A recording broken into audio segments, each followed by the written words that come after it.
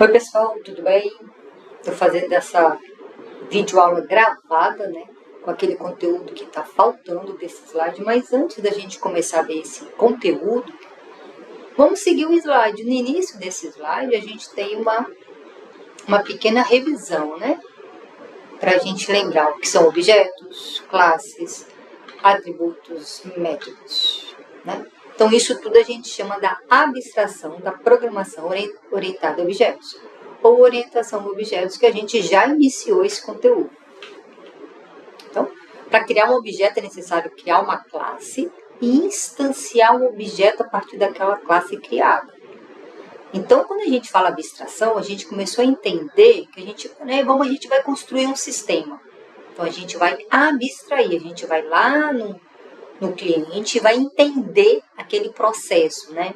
Entender o que ele quer que a gente coloque no sistema. Então, a gente vai primeiro entender o que são as entidades, então a gente depois vai criar as classes, e quando a gente instancia uma classe, a gente está criando os objetos, que é o grande conceito desse paradigma, né? Programação orientada a objetos.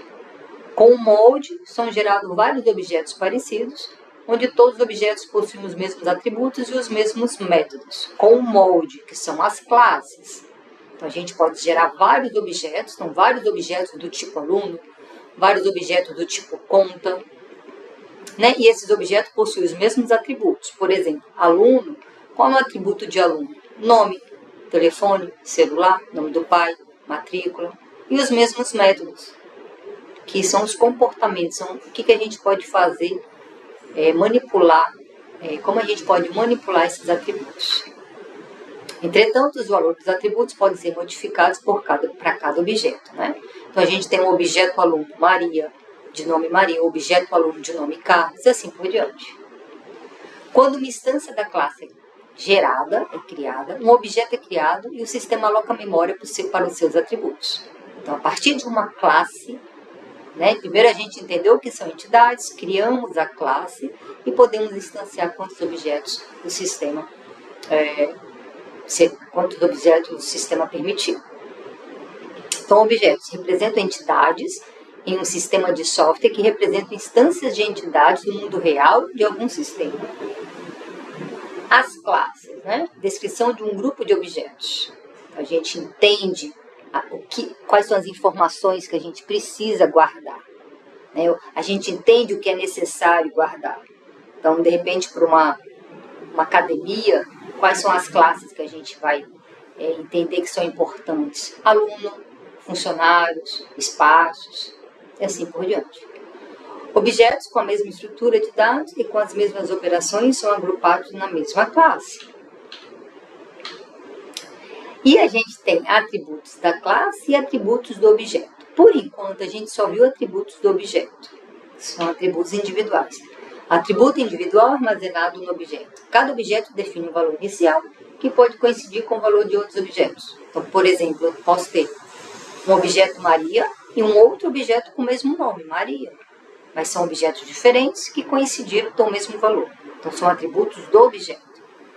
A gente só comentou atributos da classe. Daqui a pouquinho eu vou mostrar um exemplo prático.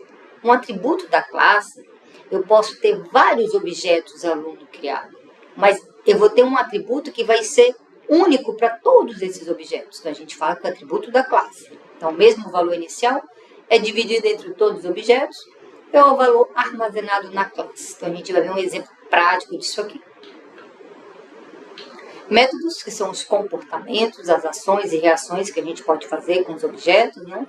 Uma função, um serviço fornecido pelo objeto para outro objeto. Então, quando a gente codifica um método, por exemplo, sacar dinheiro, né, do objeto conta, eu tenho uma conta criada, quero sacar dinheiro ou depositar. Então, a gente vai criar um método, uma função, para codificar essas operações. Manipulação dos atributos do objeto, né? A gente vai alterar, a gente pode atualizar, remover conteúdo e assim por diante. Então, isso aqui é um primeiro resumo, de uma forma bem rapidinha, dos principais conceitos que a gente já tinha estudado, né? E quando a gente está na orientação a objetos, a gente fala muito de abstrair, classificar, instanciar.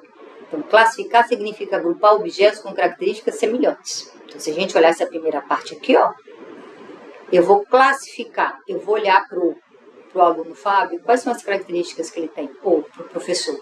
Eu vou olhar para o professor Luciano, para o professor Rodrigo, para a professora Isabel. Então, eu vou entender quais são as características dele e vou classificar numa entidade chamada professor. Então, o professor vai ter o quê? Nome, CIAP, CEP, CPF, assim por diante. Então, eu estou classificando. A partir do momento que eu já tenho uma entidade criada e eu quero instanciar, né? Eu vou instanciar os objetos, eu vou criar os objetos.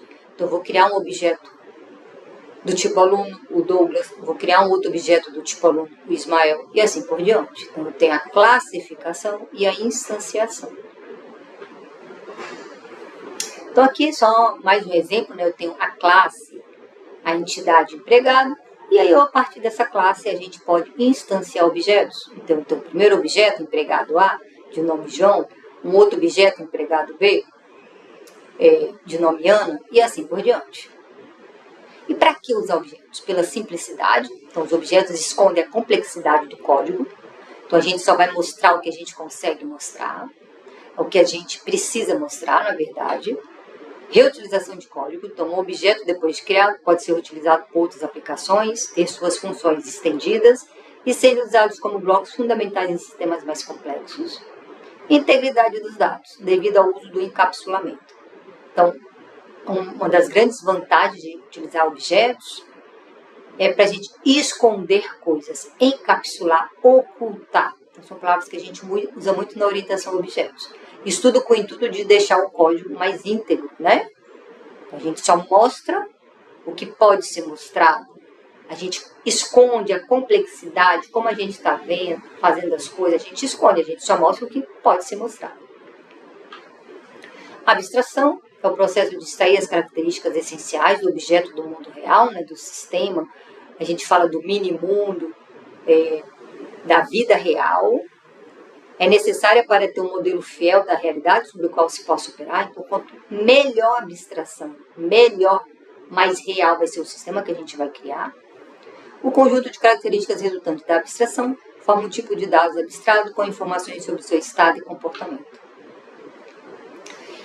A abstração nem sempre produz os mesmos resultados, vai depender do contexto onde é utilizada.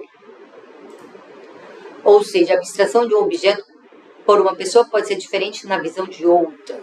Então, do ponto de vista do mecânico, eu tenho a abstração, as características que o carro precisa. Do ponto de vista do usuário, eu tenho outras características.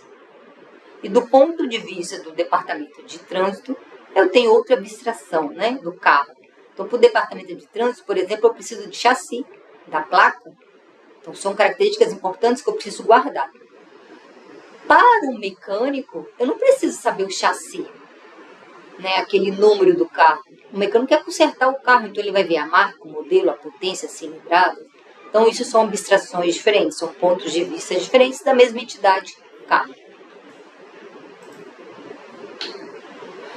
E, assim como as coisas do mundo real, os objetos têm estado e comportamento, os estados, né? Então, estados são informações sobre o objeto, como a sua cor, peso, o saldo da conta, etc. Então, são as características, os atributos. E comportamentos são coisas que podem ser feitas com ou pelo objeto, como depositar em uma conta corrente ou mudar a cor de uma janela. Então, aqui, através dos métodos, a gente vai mudar o comportamento dos atributos, né? A gente vai mudar o comportamento, o estado, que são os atributos. O estado de um objeto é toda a informação que ele carrega. Então, armazenamos esse estado nos atributos. Esses atributos são chamados ainda de variáveis da instância. E o comportamento de um objeto é tudo o que ele sabe fazer, tudo o que pode ser feito com ele. Então, o comportamento é definido pelos métodos da classe. Então, essa primeira parte aqui foi uma revisão geral. E eu vou encerrar essa primeira gravação aqui. E vamos continuar por partes. Então, aqui um primeiro resumão de tudo que a gente viu.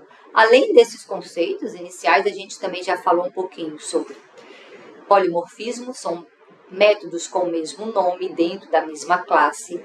ou em classe separada, métodos com o mesmo nome, métodos construtores, que são os métodos com o mesmo nome da classe, e também a gente vai revisar um pouquinho mais adiante.